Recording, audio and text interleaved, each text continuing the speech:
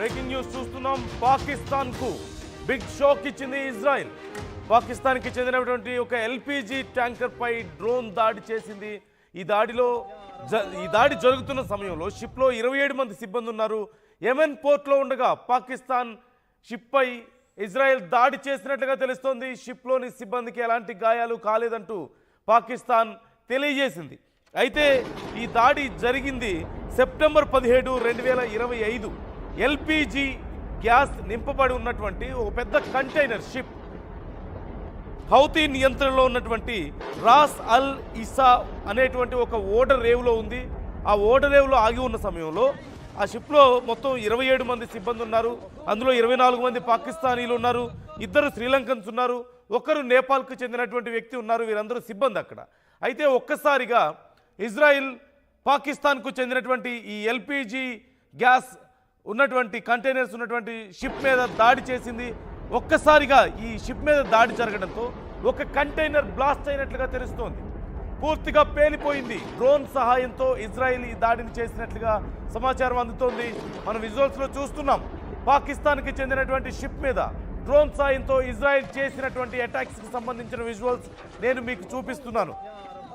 ఎంత భారీ డిస్ట్రక్షన్ జరిగిందో మనం చూస్తున్నాం. ఒక్కసారిగా ఒక కంటైనర్ పేలిపోవడంతో అక్కడంతా కూడా గందరగోళ పరిస్థితులు ఏర్పడ్డాయి. వెంటనే అలర్ట్ అయినటువంటి సిబ్బంది ఆ మంటలను ఆర్పివేశారు. అయితే ఈ అలజడి దాటికి జరిగినటువంటి పేలుడి ధాటికి హౌతీలు వెంటనే అక్కడికి చేరుకున్నారు.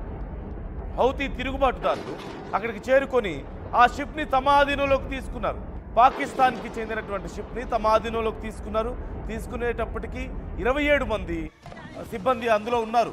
వాళ్ళందరినీ కూడా వాళ్ళు బంధించి ఉంచారు. ఈ నేపథ్యంలో పాకిస్తాన్ అప్పటి నుంచి ప్రయత్నాలు చేస్తోంది వాళ్ళ సిబ్బందిని విడిపించుకోవడానికి, వాళ్ళ షిప్ని విడిపించుకోవడానికి.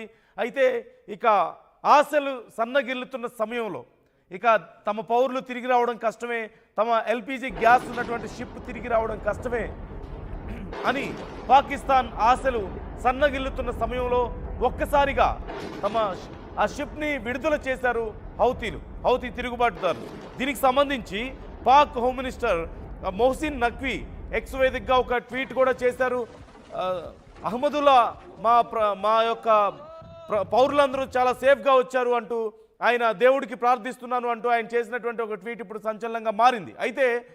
అయితే ఇప్పుడు ఈ విషయం మరింత హీట్ని రాజేస్తున్నటువంటి పరిస్థితి.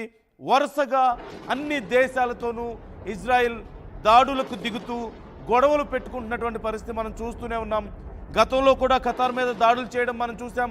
అక్కడ శాంతి సమావేశాలు జరుగుతుంటే, శాంతి కోసం అక్కడ చర్చలు జరుగుతున్న సందర్భంలో ఖతార్లో ఒక్కసారిగా అక్కడ దాడి చేయడం, ఆ తర్వాత సౌదీ దేశాలన్నీ కూడా ఒక మాట మీదకి రావడం, ఖతార్ కూడా తిరిగి దాడి చేయడానికి సిద్ధమైన నేపథ్యంలో అమెరికా జోక్యం చేసుకొని ఇజ్రాయెల్ను హెచ్చరించడం, జాగ్రత్తగా ఉండమని హెచ్చరించిన నేపథ్యంలో అప్పుడు కొంత వెనక్కి తగ్గింది.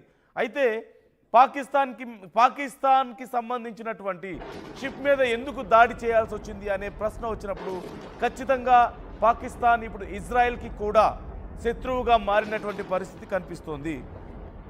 పాకిస్తాన్ సౌదీ అరేబియాతో ఒక కొత్త ఒప్పందంలోకి దిగింది. ఏమని? పాకిస్తాన్కి సంబంధించి, అంటే ఈ 2 దేశాలు మిత్ర దేశాలుగా కొనసాగాలని, వ్యాపార సంబంధాలు పెంచుకోవాలని, ఏ దేశం మీద దాడి జరిగినా సరే ఇరు దేశాలు స్పందించాలి, అంటే తమ మీద దాడి జరిగినట్లుగా స్పందించాలి అంటూ ఈ అగ్రిమెంట్లోకి వచ్చిన విషయం మనకు తెలిసిందే. అప్పుడు జరిగినటువంటి శాంతి చర్చల్లో పాకిస్తాన్ కూడా ఇన్వాల్వ్ అవ్వడం మనం చూసాం. అయితే ఈ ఒప్పందం కుదిరిన తర్వాత సౌదీకి పాకిస్తాన్లో ఉన్నటువంటి న్యూక్లియర్ వెపన్స్ని సప్లై చేయడానికి పాకిస్తాన్ సిద్ధమైంది. ఈ నేపథ్యంలోనే ఇజ్రాయెల్కి అది నచ్చలేదు. సౌదీకి పాకిస్తాన్ తమ వెపన్స్ని ఇవ్వడం ఇజ్రాయెల్కి నచ్చలేదు. ఈ నేపథ్యంలో ఇక పాకిస్తాన్ని కూడా ఒక ఎనిమిగా చూడడం మొదలుపెట్టింది. పాకిస్తాన్కి సంబంధించినటువంటి ఎల్పిజి గ్యాస్ ఉన్నటువంటి ఈ పెద్ద కంటైనర్ మీద ఒక్కసారిగా దాడి చేసినటువంటి పరిస్థితి కనిపిస్తోంది. అయితే పాకిస్తాన్ సైతం ఒక్కసారిగా షాక్ గురైంది. మరి సౌదీ దీనికి సంబంధించి ఏం రియాక్ట్ అవుతుంది, ఎలా రియాక్ట్ అవుతుంది, ఎలా ఇజ్రాయెల్కి సమాధానం చెప్తుంది అనేది తెలియలేదు. మనందరికీ తెలిసిన విషయమే. అన్ని అరబ్ కంట్రీస్ అన్నీ కూడా ఒక తాటి మీదకి వస్తున్నాయి. ఇజ్రాయెల్కు వ్యతిరేకంగా ఓవైపు ఫైట్ చేయాలని సిద్ధం అవుతున్నాయి. ముస్లిం కంట్రీస్ అన్నీ ఏకమవుతున్నటువంటి పరిస్థితుల్లో పాకిస్తాన్ కూడా సౌదీతో తమ సంబంధాలను పెంచుకుంటున్న తరుణంలో, ఫ్రెండ్షిప్ చేయడానికి సంసిద్ధం అవుతున్నటువంటి తరుణంలో తమ దగ్గర ఉన్నటువంటి న్యూక్లియర్ బాంబ్స్ని సౌదీకి సప్లై చేయడానికి రెడీ అయినటువంటి టైంలో ఇజ్రాయెల్కి అది నచ్చలేదు. దీనివల్ల ఇజ్రాయెల్ పాకిస్తాన్ మీద అటాక్ చేసింది. ఇప్పుడు మరి పాకిస్తాన్ దీనికి ఏదైనా సమాధానం చెప్పగలుగుతుందా? ఇజ్రాయెల్ని ఢీకొట్టే సత్తా పాకిస్తాన్కి ఇండివిజువల్గా ఉందా అంటే లేదు ఖచ్చితంగా. కానీ ఇప్పుడు సౌదీ సపోర్ట్ ఉన్న నేపథ్యంలో ఖచ్చితంగా సౌదీ కూడా ఎలా రియాక్ట్ అవుతుంది అనేది చాలా కీలకంగా మారింది. సౌదీ కూడా పాకిస్తాన్కి మద్దతుగా నిలబడాలి అంటూ ఆలోచిస్తున్నట్లుగా తెలుస్తోంది ఇజ్రాయెల్ విషయంలో. కానీ ఇదే ఫార్ములా అన్ని చోట్ల వర్కౌట్ అవుతుందా అంటే ఖచ్చితంగా వర్కౌట్ అవ్వదు. ఎందుకంటే ఇప్పుడు భారతదేశానికి పాకిస్తాన్ పక్కలో బల్లెంలా మారిన నేపథ్యంలో, పాకిస్తాన్ ఎప్పుడు భారతదేశాన్ని దెబ్బతీయాలని చూస్తున్న నేపథ్యంలో, రేపు ఒకవేళ పాకిస్తాన్తో ఏవైనా ఉద్రిక్త పరిస్థితులు వస్తే మరి ఇజ్రాయెల్ విషయంలో స్పందించడానికి రెడీగా ఉన్నట్లుగా సౌదీ భారత్ విషయంలో కూడా స్పందిస్తుందా? ఖచ్చితంగా లేదు. ఎందుకని? భారత్తో సౌదీకి కూడా సంబంధాలు ఉన్నాయి. భారత్తో ఇలాంటి ఇల్లు కజ్జాలు పెట్టుకోవడానికి వేరే దేశాలు ఇప్పుడు సిద్ధంగా లేవు.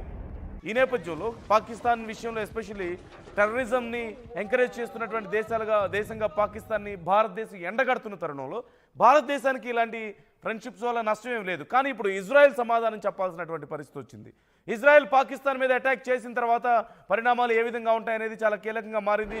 ఇప్పటికే మొహసిన్ నఖ్వీ చేసినటువంటి ట్వీట్ సంచలనంగా మారింది. తమ పౌరులు తిరిగి రావడం పట్ల పాకిస్తాన్ సంతోషం వ్యక్తం చేసింది. అయితే ఇప్పుడు పాకిస్తాన్ ఎలా రియాక్ట్ అవుతుంది అనేది చాలా కీలకంగా మారింది. పాకిస్తాన్ తిరిగి అటాక్ చేయడానికి అవకాశం ఉందా, లేదంటే సౌదీ హెల్ప్ ఏమైనా తీసుకుంటుందా? మరి ఇజ్రాయెల్కి కోపం తెప్పించే నేపథ్యంలో ఇజ్రాయెల్ వరుసగా పాకిస్తాన్కి సంబంధించినటువంటి ప్రాపర్టీస్ మీద అటాక్ చేస్తామని కూడా రెడీ అవుతున్న తరుణంలో ఎర్ర సముద్రంలో పాకిస్తాన్కి సంబంధించినటువంటి ఒక ఆయిల్ ట్యాంకర్స్ ఉన్న షిప్ మీద అటాక్ చేసిన నేపథ్యంలో ఇప్పుడు మున్ముందు మరిన్ని దాడులు ఉండే అవకాశం కనిపిస్తోంది. సో ఏం జరగబోతోంది? ఇజ్రాయెల్ వరుసగా తమ శత్రు దేశాల సంఖ్యను పెంచుకుంటోంది. ఇప్పుడు ఏం చేసే అవకాశం ఉంది? మరి ఇజ్రాయెల్ ఎంతమందితో యుద్ధం చేయగలుగుతుంది? అమెరికా మరి ఈ దేశాల మధ్యలో ఏదైనా ఇప్పుడు అమెరికాకి పాకిస్తాన్ కూడా చాలా క్లోజ్గా మూవ్ అవుతున్నటువంటి పరిస్థితి కనిపిస్తోంది. ఇజ్రాయెల్ కూడా క్లోజ్గా ఉంది. మరి తమ రెండు మిత్ర దేశాలు గొడవలు పడుతుంటే అమెరికా చూస్తూ ఊరుకోగలుగుతుందా? ఖచ్చితంగా లేదనే చెప్పాలి. మరి ఈ విషయంలో ఏదైనా అమెరికా ఇన్వాల్వ్ అవుతుందా అనేది వేచి చూడాల్సినటువంటి అంశం. అమెరికా ఖచ్చితంగా గతంలో ఎలాగైతే ఖతార్ విషయంలో హెచ్చరించిందో ఇజ్రాయెల్ని, ఇప్పుడు పాకిస్తాన్ విషయంలో కూడా హెచ్చరించగలుగుతుందా?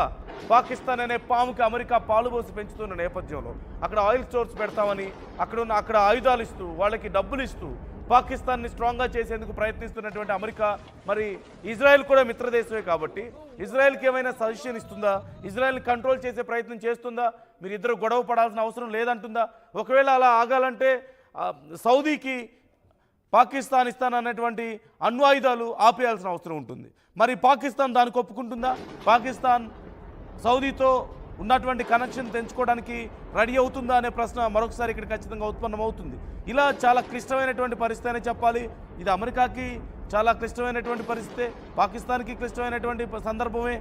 పాకిస్తాన్తో కూడా శత్రుత్వం పెంచుకోవడం వల్ల, అలాగే సౌదీతో కానీ లేదంటే ఇతర అరబ్ కంట్రీస్తో శత్రుత్వం పెంచుకోవడం వల్ల, వాళ్ళ మీద అటాక్ చేయడం వల్ల ఇటు ఇజ్రాయెల్ కూడా చాలా చిక్కుల్లో పడేటువంటి పరిస్థితి కనిపిస్తుంది. సో ఓవరాల్గా ఒక పెద్ద డిస్ట్రక్షన్ దిశగా ఈ దేశాలన్నీ అడుగులు వేస్తున్నాయి. కొన్ని ఉగ్రవాద దేశాలైతే మరికొన్ని వార్ మాంగర్స్గా ఉన్నాయి, వైలెన్స్ మాంగర్స్గా ఉన్నటువంటి పరిస్థితి మనకు కనిపిస్తోంది. పాకిస్తాన్కి సంబంధించినటువంటి షిప్ మీద దాడి చేసిన తర్వాత అమెరికా ఇంతవరకు రెస్పాండ్ అవ్వలేదు. మరి ఎందుకు రెస్పాండ్ అవ్వలేదు? పాకిస్తాన్ మంచిని కోరుకుంటామని